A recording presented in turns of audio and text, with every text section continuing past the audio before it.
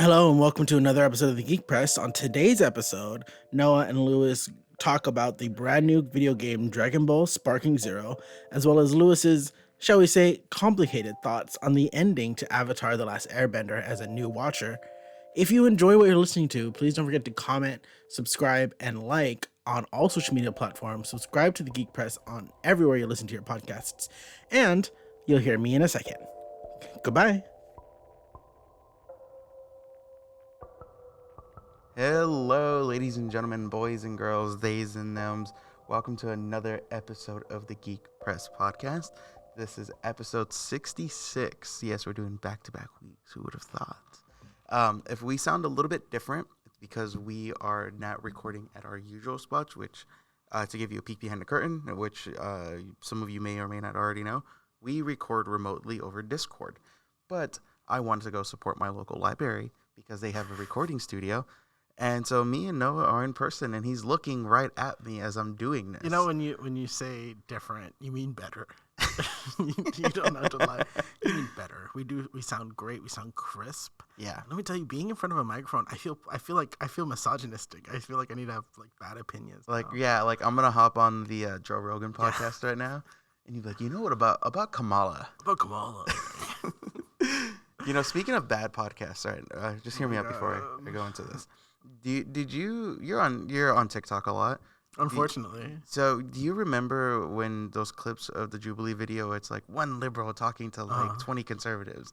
Okay, so that guy, the liberal guy, has been doing like a media tour, for lack of a better term. And he's like on one of these dude bro podcasts, and he's talking. I've been getting a lot of clips on my TikTok too, and I'm being vague because I don't know who this girl is or the other guy, but he's like talking to this girl. And as he's talking about states' rights, and like, and she's like, okay, I say this non-jokingly, but it also kind of feeds into this. She's like very Aryan, blonde, blue eyes, white girl, and he's talking to her about like, like, would you buy a gun if there was two guns, one was fresh off the factory, and he uses an AR-15 specifically, and he was like, there's two guns, one fresh off the factory, and then this other AR was used to like shoot a bunch of kids. Which one would you buy? And she was like, I don't care. Guns don't have feelings. And he was like, are you fucking dumb? And then he goes, like, it's so interesting. I got to find these clips. But if you guys are chronically online, you know who I'm talking about. The blonde liberal dude, rock star. Like this guy. It's really funny because I remember seeing some clips myself. And I think she says part of the interview, she's like, oh, I can't get baited. Like, you can't bait me. And he baits her the entire thing. Like, he's just like, oh, so states' rights are that important. Like, oh, so if everyone in, I'm saying this wrong. If everyone in Louisiana said we wanted slavery, would you think that's okay? She's like, yeah. If everyone wants it, yeah. And she's like, such a straight face. And then there was another part too where he was like, oh, if I wanted to like, if I wanted to tattoo a swastika on my face, is that cool? And she's like, yeah, that's cool. You can do it. And I was like. And I'm like, oh, you're so dumb. And then the host of the podcast is like, okay. He's trying to push past it. It's funny. I was like, no, let her keep going. Let her cook. And it's just so funny. Like, you know what fascinates me about more of that stuff? It's like, okay, yes, that all happens. Having a podcast is a multi-step process. Somebody has to look at that and edit it. I can't imagine being the editor and it's looking at that. And then like, and then on top of that, you would think like a good production setup, they would go back and watch it, and be like, yeah, let's hit that. If that was me, I'd be like, that's not seeing the light of day. Oh, if that's me, that is. I'm like, yeah, I'm fucking. You know how viral that's gonna go? Hell yeah, I'm publishing that. See, okay, yeah, that's the other end of it, right? That you can see that. I don't care about this girl. I don't. Anyways, welcome to the Geek Press, geek and pop culture podcast. Where we talk bad about conservative women. Only conservative women. We leave conservative men alone. Conservative gays, we're half on. It depends on their candor. But yeah, hi Lewis, how are you? How's it going? What have you been listening? What have you been consuming? What's been going on Planet Lou? So I've had another week, to say the least, and let's see. I was in the process of reviewing this Dragon Ball game that came out. I got the code a little bit late as compared to some of my peers. For those who may not know, it was this game released by Bandai Namco. It's called Dragon Ball Sparking Zero, and it is it's a revivification of the Budokai Tenkaichi series that came out like back in the early 2000s, and it plays very similar.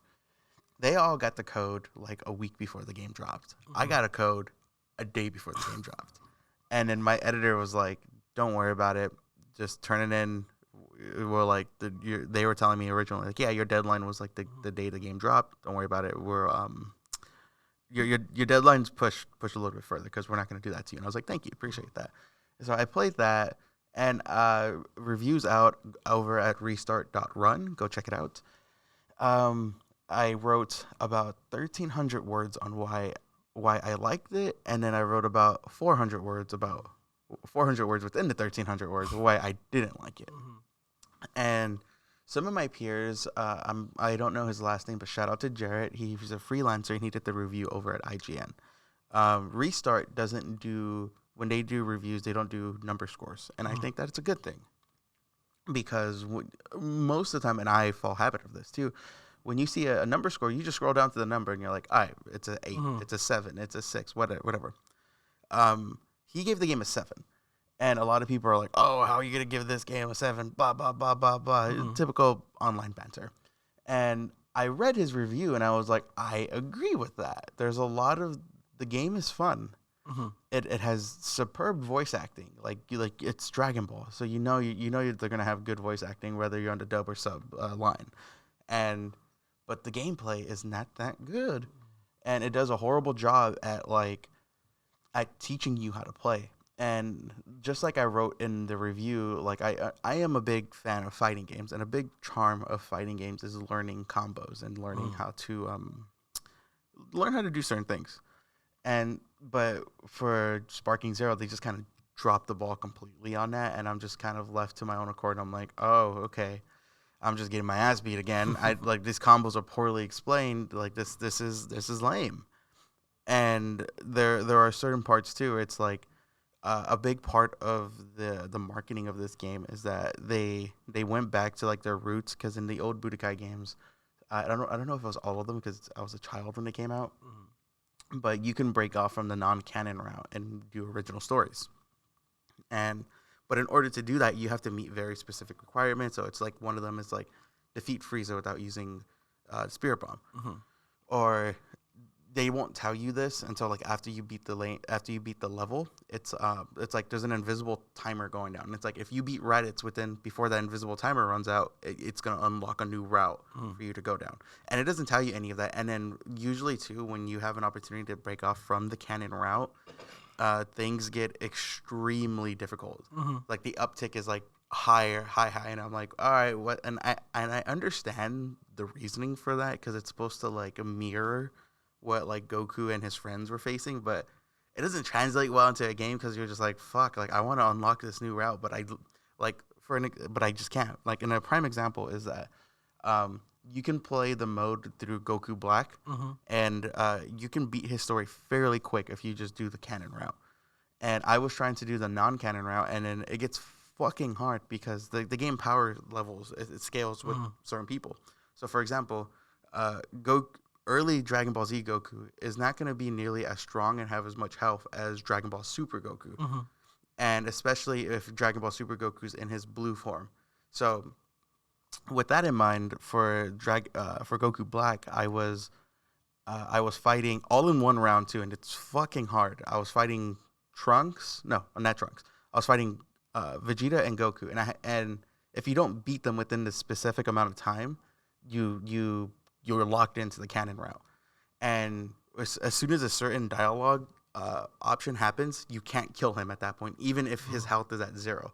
And I spent, I shit you not, close to 2 hours trying to unlock the non-canon route. And I was so fucking mad because I was like, the controls on this game is just so fucking dumb. And it's like, as soon as I load in, why is Vegeta already doing a Final Flash? How does he have that key? It doesn't make sense. He's charging at me the second I load in. If I'm not loading in, pressing the block button, I'm gonna get chained into a combo. I'm gonna have to reset because I've already killed 10 seconds of this, and I only have 60 seconds to do this. And it becomes a very song and dance. And I'm like, I can see how that's fun, but I did not have a good time doing that. And I wrote about that in my review. And going back to what I said about the IGN review, that's something too that my buddy kind of touched on a little bit. I don't think he touched on it as much as I did, but Yeah, there was some stuff like that, but overall though, the game is fun. I enjoy it. Uh, it's it has some flaws, but I think there's enough for like casual Dragon Ball fans and even some of the hardcore fans to enjoy. Do you feel like if it wasn't for the combat itself, it'd go from like an okay to a great? Oh yeah, 100%. Simply because I read your article, very nicely Thank done, and I've been watching a couple of videos because I know you wanted to talk about this, and I feel like behind the development team put a lot of love into this, whether it be like character interactions or how specific characters function. Like I know something I think is really cool is like how different characters, like some have chi, like if you're playing an android, you can't really charge up because they have infinite energy. They work differently, and the Namekians have different movesets and stuff, and then all the little dialogue choices. I feel like a lot of love was put into that, but it's unfortunate that like this issue with the combat is really stopping this game from going from like really okay to like great, because I feel like that's the only complaint I've seen across the board for everyone, because I see a lot of like TikToks and videos of people being like, oh, I love how these characters talk and interact, not anything about the combat. And it's a fighting game too, so that's a key part of like the combat needs to be good. What was that last Dragon Ball game where it was like you would fly around on Nimbus? You streamed it. Oh, Kakarot. Dragon Ball Z Kakarot. Would you prefer if the combat was more like Kakarot? I can't answer that question faithfully because it's been a minute since I've played Kakarot. I remember enjoying Kakarot a lot, but I can't answer that question because it has been that long. I just remember a lot of like, it was a lot of charging, it was a lot of fast moves, it was a lot of counters, and it didn't seem too tough to get a handle on, but it also seemed a little bit repetitive at times, from what I remember. But yeah, it looks interesting. I mean, I was gonna ask what the Budokai series was because I didn't play it as a kid. But as you talked about it, I was like, oh yeah, it's like fighting game, like original story stuff, right? And what was funny about that, I have to be vague for the sake of being vague right now, but I'm also reviewing another game, and the fact that I got, again, not my editor's fault. It's kind of, I don't want to say publisher, but kind of publisher's fault. But the fact that I got my code literally a week late made such a big difference, and because of that, I'm reviewing another game for an outlet, and I told them, I was like, hey, I was in the middle, like there was this whole thing of me explaining like the review of this game might come out the day the game comes out because of XYZ, and they're like, that's cool. Thank you for letting us know. You're still reviewing it. You're good to go. But I'm just like, fuck, why did I get this code so late? But what on the flip side of that, I'm not going to say their name because I don't know how they want their privacy to be. But there is a PR. I'm going to be vague too, just to protect us, because I don't know how private they are. There's this person who works at Bandai Namco. They are they work on the PR side. And for Bandai Namco, I want to say they only do Dragon Ball. I could be wrong. I don't know their exact position. But I tweeted it out on like a Twitter competitor site. And then she read it and she was like, hey, Luis, I really liked your thing. And I'm like, that's dope. I was like, fucking the studio read my, like, I know firsthand that the studio read my review. That was a really cool feeling right there. You don't have to hide it. It was me. I was there. I was at Bandai Namco. I was typing away, and You're at Irvine? Yeah, I was in Irvine. I don't like to come to Downey, but I will drive to Irvine just for the fun of it, just for the hell of it. But yeah, so that was Dragon Ball Sparking Zero. This is me talking, not Restart talking. If I was to review the game, like and I did review the game, if I was to give it a number rating, I would probably give it like a 7.5. I don't think it deserves an 8. But I think a 7.5 is like a good score, and I do agree with all the other, with a lot of my peers. The one I didn't read, but I read little clips, and I trust his opinion. His name is Jason Favalli. He did the review over at GameSpot.com. He gave it a 6 out of 10. I can see how based off of my experience with the game, I can see how I gave it a 6 out of 10. And he's a big fighting game sicko. He loves this. He loves the genre and everything too. My one question for you is, in this game, can I make Piccolo the main character as he deserves? He has his own story, own story mode. So, I mean, yeah, I guess. can make him defeat Goku Black and Cell, and he can be the best guy in the world. I don't know how far his story goes, but you can give him like his own limelight. I just love Piccolo. He's one of my favorite characters. It's Piccolo, Trunks, and Gohan. And 18. Those are my 4 favorites. Trunks has his own story, so does Gohan. And Future Trunks, we need to clarify. I don't give a fuck about that little child, that annoying ass kid. I saw that there was a what if story, and I don't know how to unlock it, but I'm excited to once I get there, because each, at least specifically Goku's main story, it's fucking long. It starts from Z and ends to Super. Because it's his whole story. And but I saw that there was a what if, instead of Goku Black, it's Gohan Black, and I'm like, oh, that's cool. Like I would have never thought of that. That's interesting. I want to see how that plays out now. See, this is the fun of the game, that you're not talking about the combat, you're talking about the story stuff. Yeah. And I love that little what if possibility. Like I had the whole Namek saga play out on planet Earth, and Goku never went Super Saiyan. Him and Vegeta teamed up, and then at the end of the thing, once they kill Frieza, Vegeta's like, I'm dipping, but I'm gonna come back, and when I come back, we're throwing hands again. And then he's like, let him go, he's fine. And then the story ends right there. And I'm like, that was cool. It was like a whole like a self-contained. Yeah, a self-contained story. And I was like, this is real dope. Oh, that's so cool. Oh my gosh. And then Piccolo came in and said, oh, he would never fuse with what's his face? Yeah, he never fused. Oh no. You know what? He needs to go to Namek. That's his training arc, is that we send Piccolo to Namek to just absorb Namekians. Yeah, and like I said, I'm curious to see the Piccolo one, because I figured there's a lot of cool things you can do with that too. And but yeah, I think that's a lot of Dragon Ball right there. I think it's a good game. I don't think it's a great I don't think it's like it's not gonna be in the conversation for Game of the Year or anything like that. But it was definitely one of the most anticipated games of this year, and I'm happy I get to review it. And like little kid Louis, I'm like, hey, I get to review a Dragon Ball game. That's fucking cool. I really like Dragon Ball. It's so much fun. Yeah, exactly. I like when the muscle guys punch each other. And you hear it. That's also my little boy voice. That's a little weird. Okay.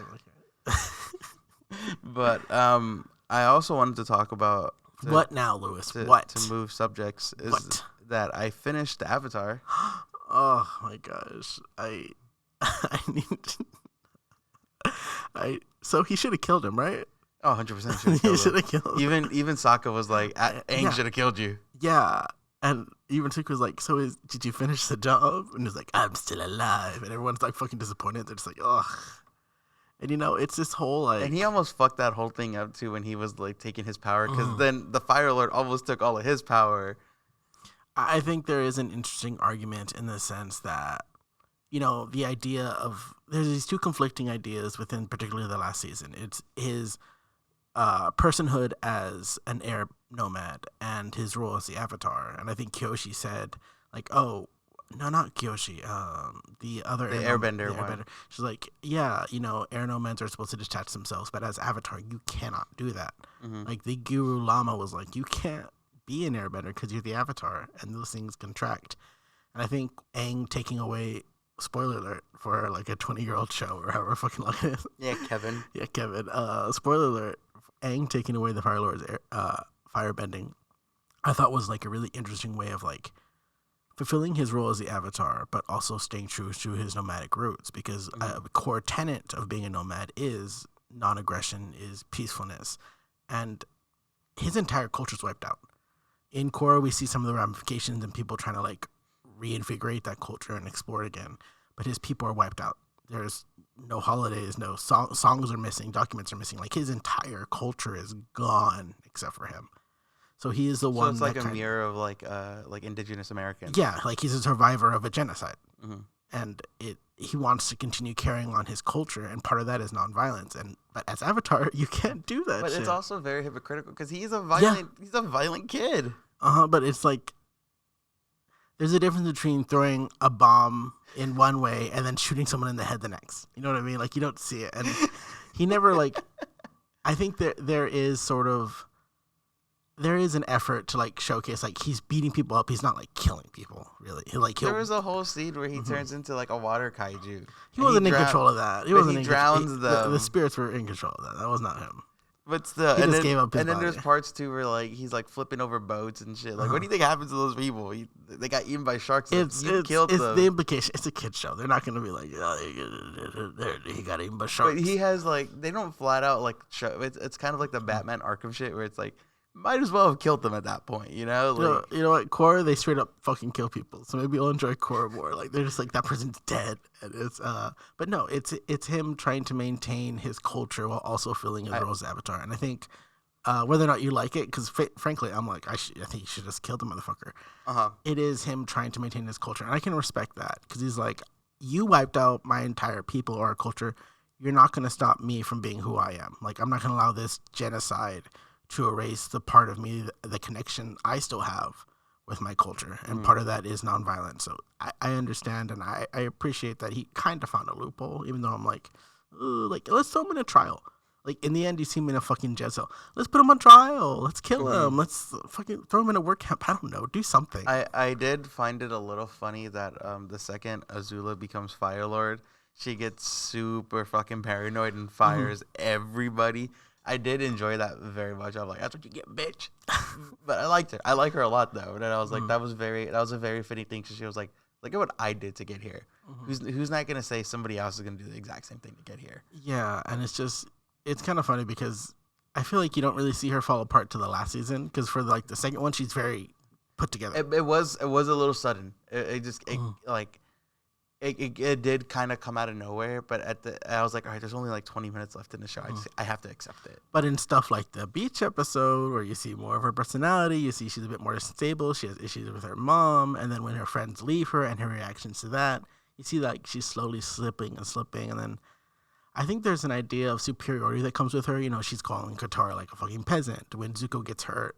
Like, she thinks him beneath him. Like, when he's going to go be Phoenix, and she's like, don't treat me like Zuko. You know, like, she's the fall apart is drastic, but there is build up there. It's just maybe not as like in your face as it could be. And so I was talking about it with Elizabeth, my real girlfriend. She's real, guys. I swear, I saw her. So I was like, man, if the writers had any balls, they would do this. And it was the scene where Zuko is in his like Fire Lord outfit and Aang's in his like full Airbender get up, and they're having this speech, and he's like, yes, the war is over, and like they're talking over all four types of benders. No, because the Fire Nation was there too. Yeah. So it was all four.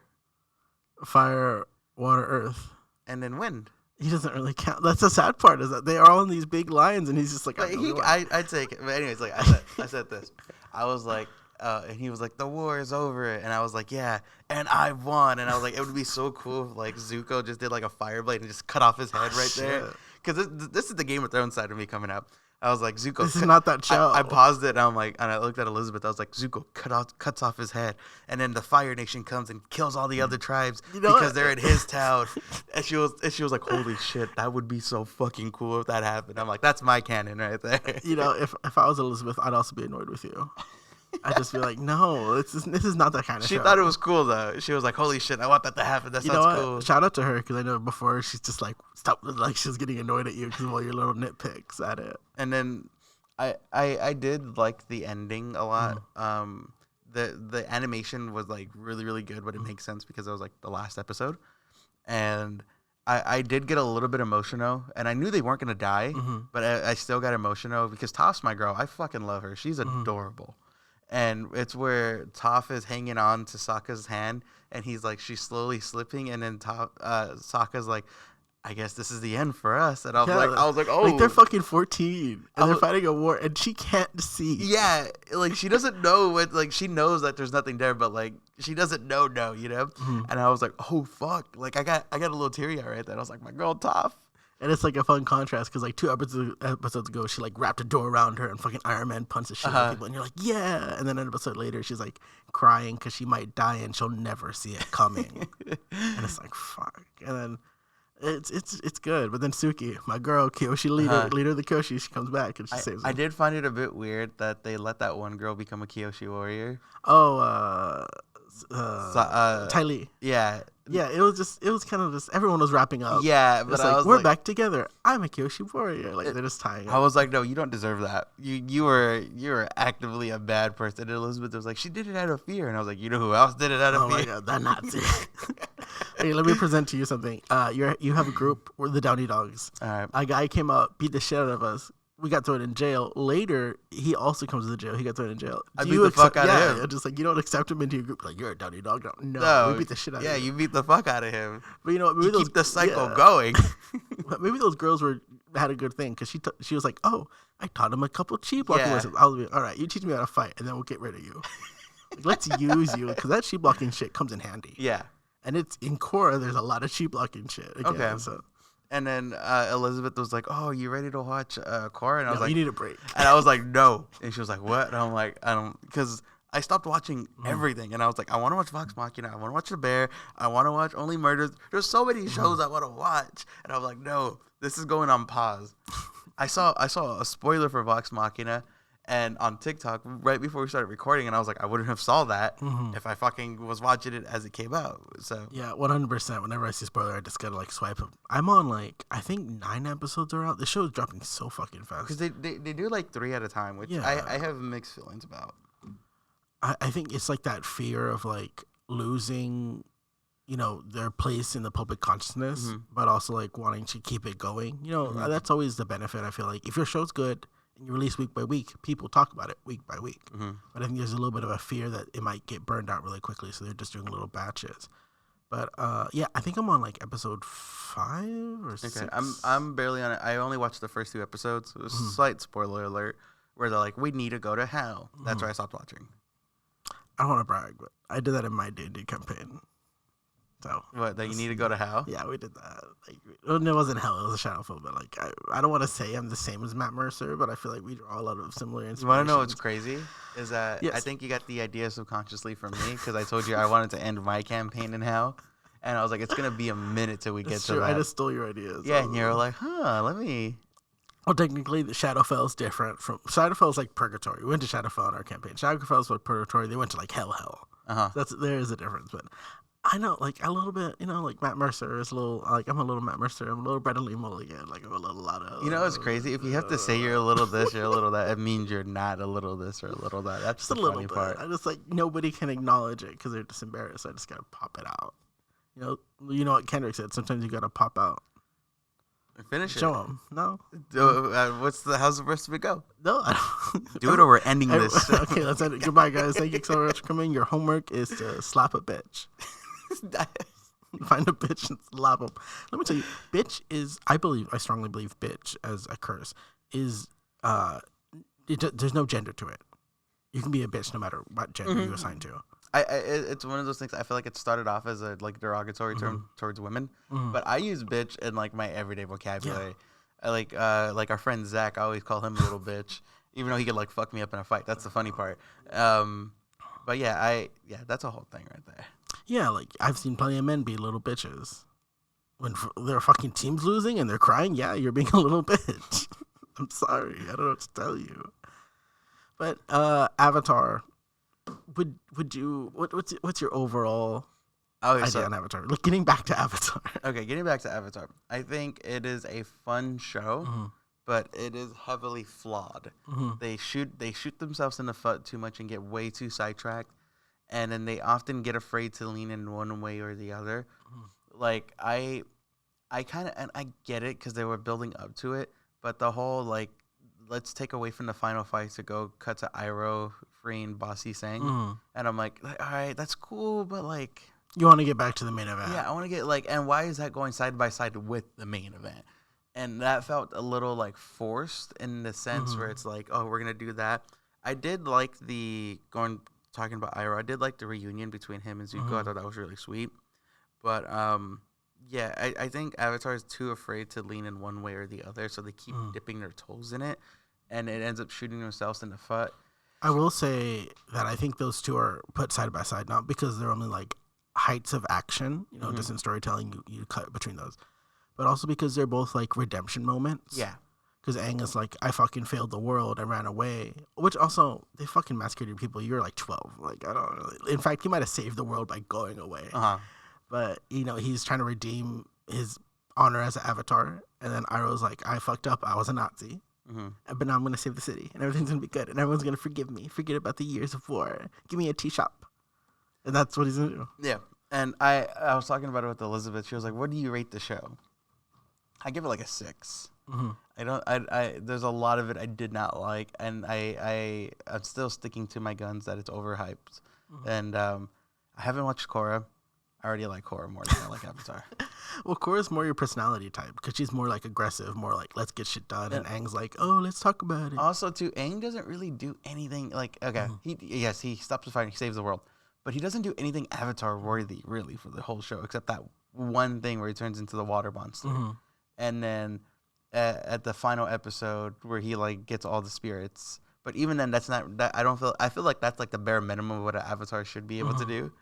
But he doesn't do anything Avatar worthy like that. And I'm like, whoa, like he's showing his strength. And I've been told by you, by my girlfriend, and like a couple other people, like Korra gets into when she goes into Avatar mode, like she fucks shit up. And I'm like, I want to see some like Jujutsu level Jujutsu Kaisen level shit where it's like I would say that they're gonna like destroy this. She's gonna turn into a big monster or like really manipulate elements. Like everything really, you're saying comes true. Yeah, see, I like that. I like that. Like I remember watching a part. And I'm going to be vague because I don't remember, but she was like fighting a fucking god. And I'm like, Aang would be like, I can't fight a god. That's the way. Let's talk about it. And then the god fucking kills him. Yeah. See, that's the whole thing right there. I saw on TikTok a little ways back that there was like a whole little arc of this guy telling this girl, like, hey, do the thing. Do the thing. And then like it ends up like throughout the entire show, that's like a mini love story. And I'm like, that's cute. I like that. And then, it is very cute. And I'm interested to see what your thoughts on it, because when it first came out, it didn't have, like, the best reception. And I think because people were so in love with Aang. Was it like a Naruto Boruto thing where it's like, I grew up watching this? Yeah. Okay. I think it's also because, Aang is, like, the laughing pacifist who, like, let's talk it out. And Korra's just like, I will burn your house down, you stupid cunt. And people were just so used to Aang that, like, this aggressive, like, no-nonsense person who's a sheltered kid was just, like, so different that people had a bit of issues getting adjusted to her. But I feel like Korra really, as a show, really finds it stepping in seasons 3 and 4. Okay. Like, 1 is really good, I think. 2 is a bit, like, off and on. But 3 and 4, I think, is, like, really good. Like, Korra is my favorite Avatar. I already, like I said, like her more. That's because we support women. Yeah. The one time I support women. You support fictional women. Yeah, not real women. Yeah. But one thing I found... We're joking. Yes. Yes, we are. One thing I found interesting is that My Hero Academia is so Zuko coded to the sense where, like...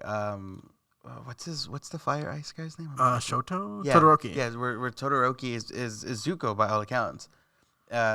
And like he has a scar, a piece of father, blah blah blah blah. But slight spoiler warning: I fell off the current season. I need to go back and rewatch it. But there's a spoiler in 3, 2, 1. So when Todoroki fights Dabi, they have the blue red flame fight going on, and I'm like, oh, you just got that from Avatar, because that whole scene with Zuko and Azula fighting, I'm like, oh, this is really cool. I'm like, this is the Dabi fight, like this is exactly, and I thought that was like. I'm never going to be one of those guys who's like, oh, you got that idea from this. Because as DMs, we steal ideas all the time. And I'm like, oh, that's so cool. That's where you got the inspiration. Like, that fight, it was a, like, I would like to see kind of, like for all the, like, the 10 people who listen to this podcast, if you guys can do, like, an edit of, like, the two fights side by side. Because there are a lot of similarities right there. And I thought it was really, really cool how, like, they got direct inspiration. Where it's like this Japanese anime took, and this is a whole conversation me and Noah have. They took inspiration from like American anime. And I'm like, that is cool. That is really, really cool. Yeah, a little bit of trading back and forth because you don't often see that. Really. But let me tell you something about My Hero.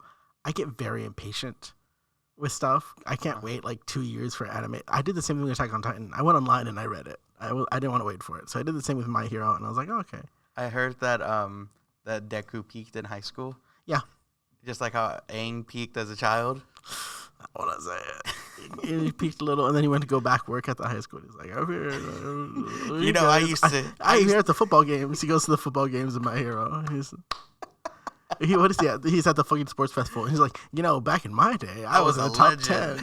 I used to run these halls. He still wears his school uniform jacket. Even fit. He doesn't fit.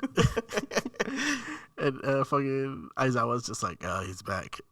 What did I tell you? 30 feet. Midoriya, 30 feet. It's just like, oh, geez, I don't know. Why is he 40? That's just like, oh, geez, I don't know, Bakugo. Maybe you can stop. Okay, let me see. Someone on Twitter, they were just like, oh, Bakugo, like, oh, he clearly cares about Midoriya. He's never able to talk about it. Like, he loves him so much as like a brother. Like, he'd never hurt him. And then somebody inserts like episode 1 where he tells him to kill himself.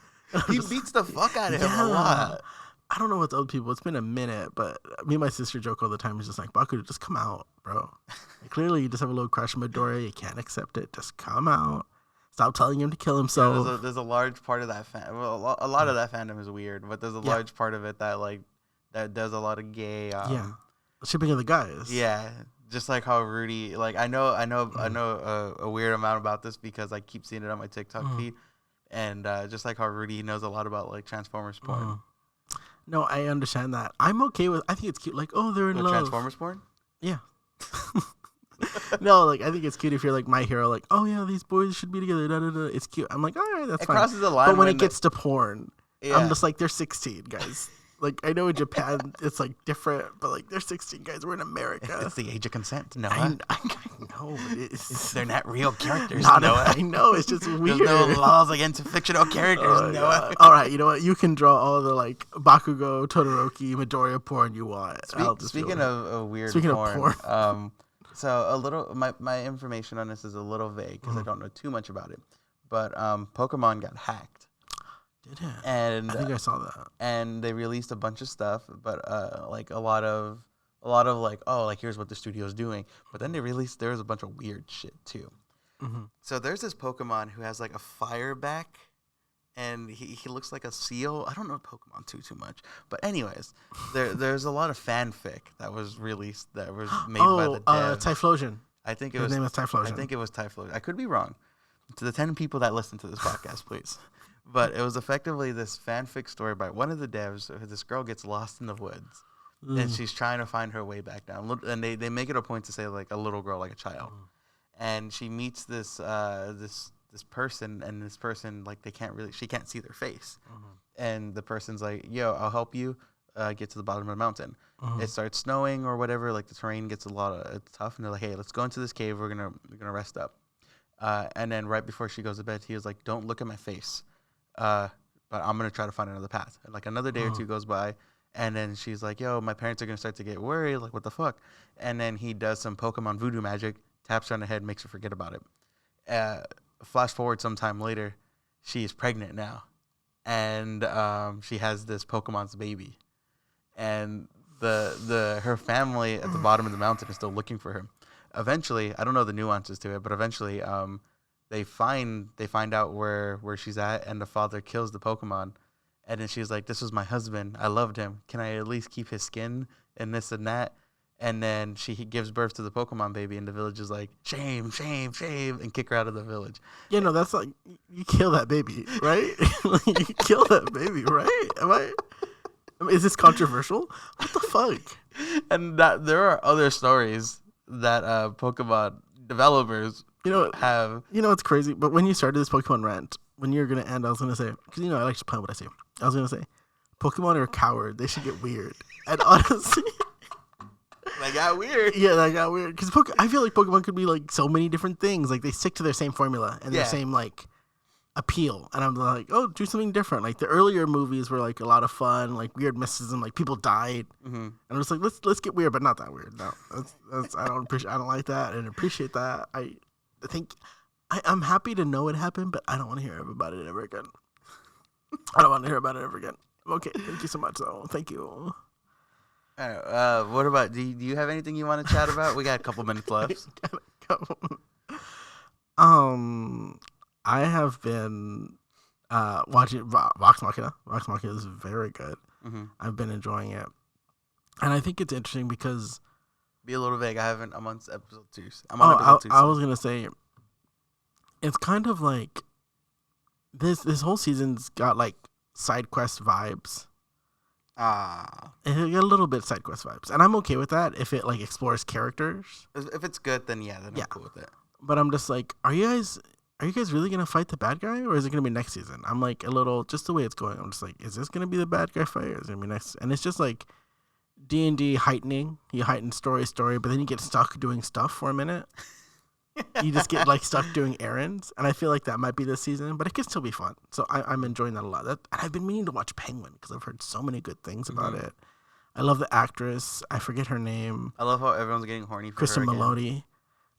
Because I first saw her because she was the mother in How I Met Your That's Mother. how everybody saw her. And then after that, she did like a sitcom where she was like a lead, and the sitcom flopped. But I saw her in that, and I was like, ooh. I tell everybody, and I've told you this too, but she was in this HBO show. I think they got 2 seasons. It's called Made for Love. Really good. The less you know about it, the better. They got canceled season 2 because you can tell they wanted to do more seasons. Yeah. But go watch it. It's really, really good. I've heard it's really good. So I'm happy. I don't remember. Was she in the Batman? No, she was not in the Batman. Okay. But I'm happy that they are giving her, or that she's getting more roles. Yeah, she's getting her flowers. Yeah, because she's a really good actress. Really, really good actress. And what is the name of the, what's the name of the actor who plays Penguin? That's a good question. Anyways. Some Irish dude. I'm going to look it up. But meanwhile, it's just that he's so good, and the prosthetics on him are so good, and he's like so in character. And it's just, it looks really good, and I just think it's so funny. We talked about this. Is Batman in Penguin? Like, how do they justify? I don't know. He's off doing shit. Colin Farrell's the actor, and I just think it'd be really funny if like 7 episodes he's building an empire.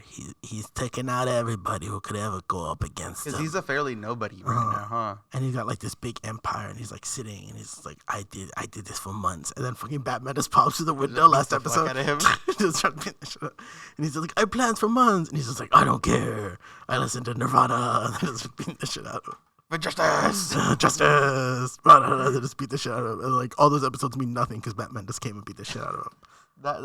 But that's been my whole thing. I'm like, where is he at? Because like at the end of Batman, he's very much there. And he's just letting all this happen. I don't know. He's got shit. You can always be like, oh, he's off and doing shit over here. You know, Batman has a million things to do. That's why he has sidekicks. They do all. But he doesn't have sidekicks at this point right now. Maybe he's out getting one. Fingers crossed. Fingers fucking crossed. You know, I want to see 2 adults jump off a trapeze and die. I just needed to see a little orphan boy. I know this is kind of a controversial one, but I didn't really like the Batman. I thought it was a lot longer than it needed to be. That movie was fucking long. I think we've had this conversation, and I think one of your point of contentions was like he never solves a riddle. I remember you say he solves several riddles; they're just not difficult ones.